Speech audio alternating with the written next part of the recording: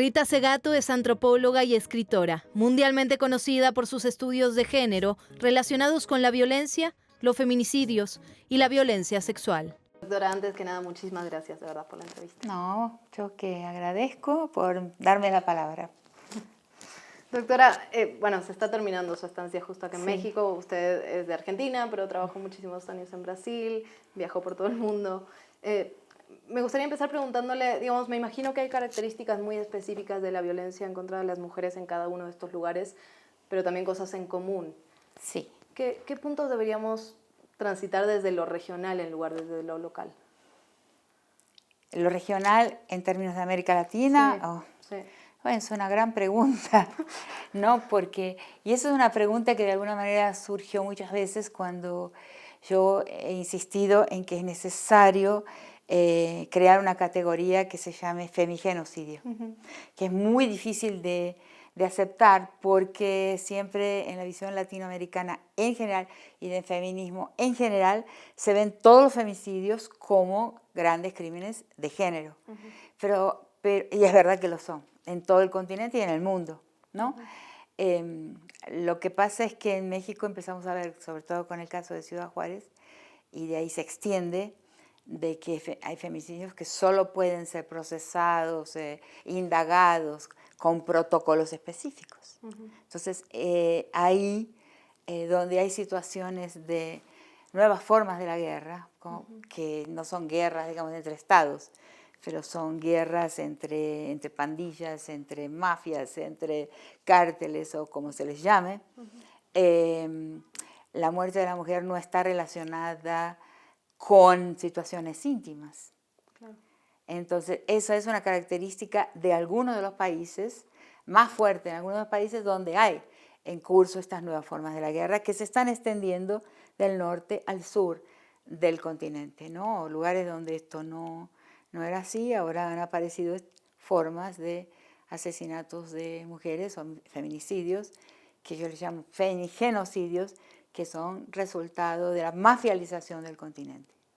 No sé si eso responde exactamente a tu pregunta, pero es una cuestión regional, continental, no totalmente ausente de otros países o de otros continentes, no totalmente ausente, pero muy visible en América Latina.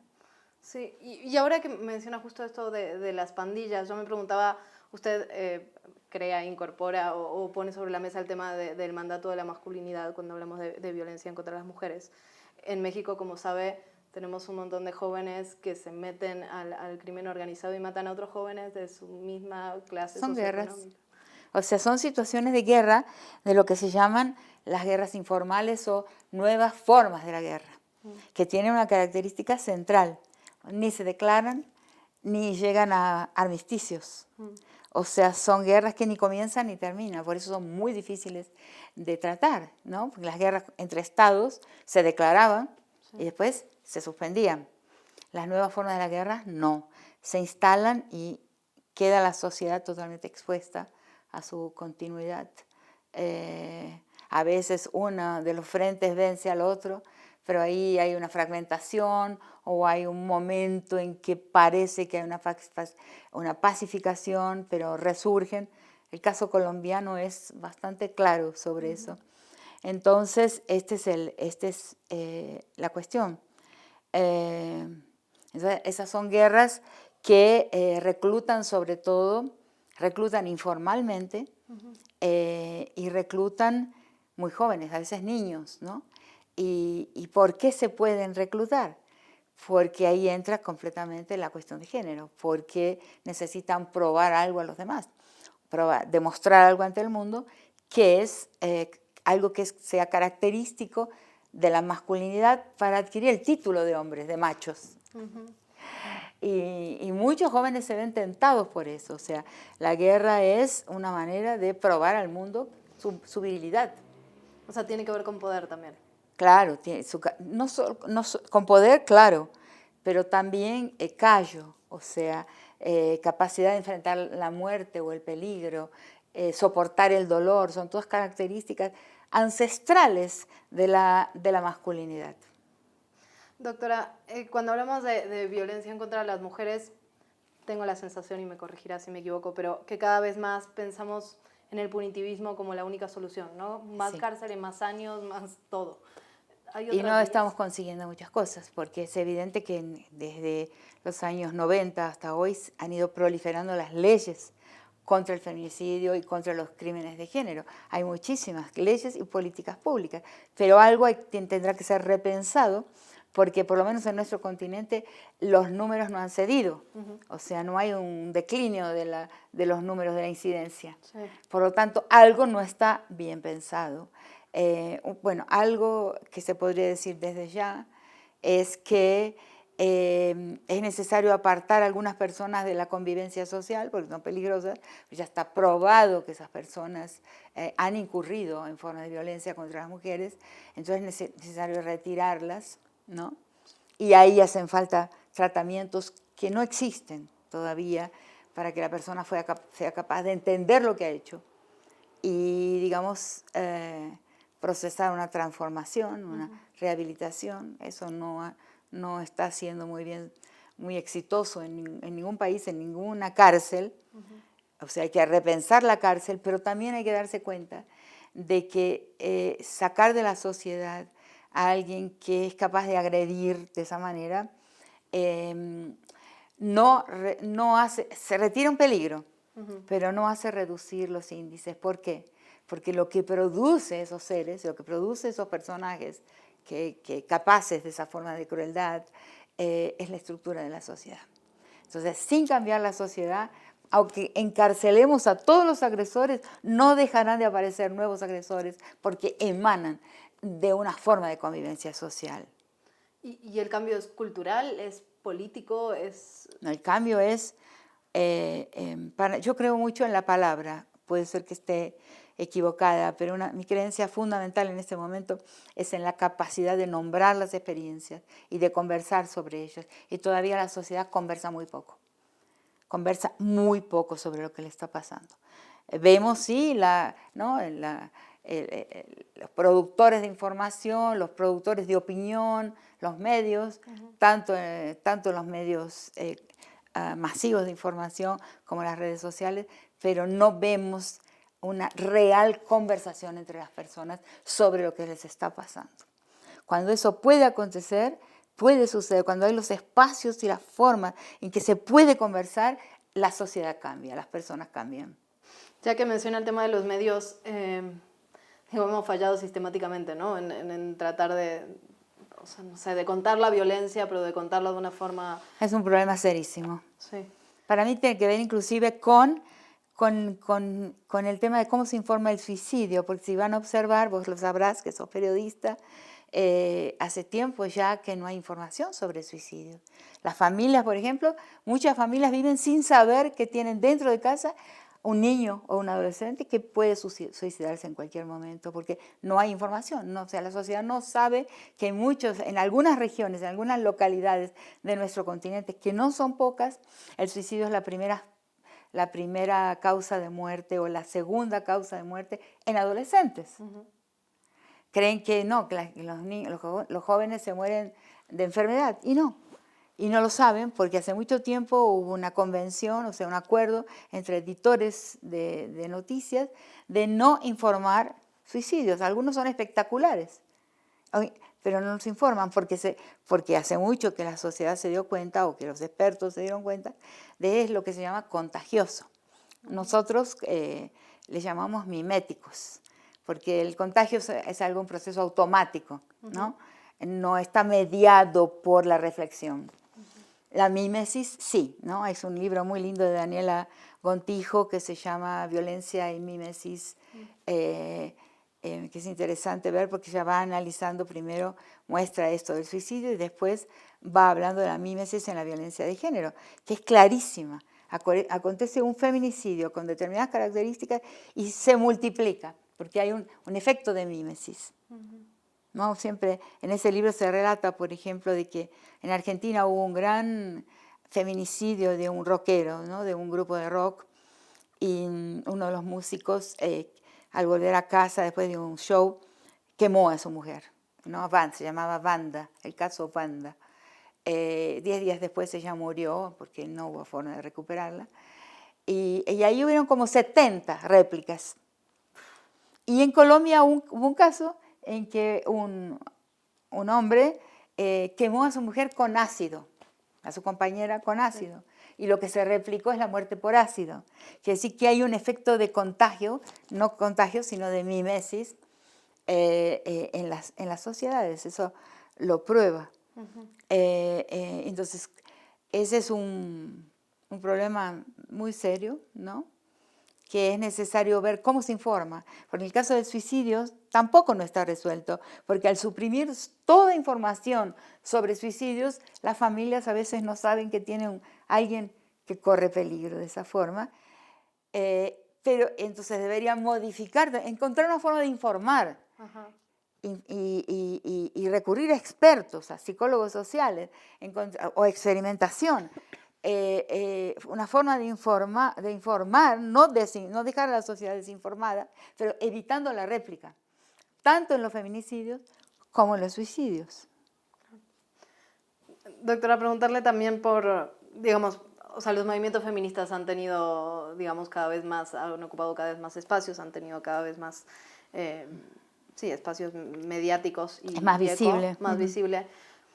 ¿Cree que esto genera, digamos, un efecto rebote? Porque usted siempre dice, ¿no? Como que si los hombres pierden poder, sienten esa pérdida de poder, reaccionan ante eso. Por un lado, sí, pero no es lo más importante.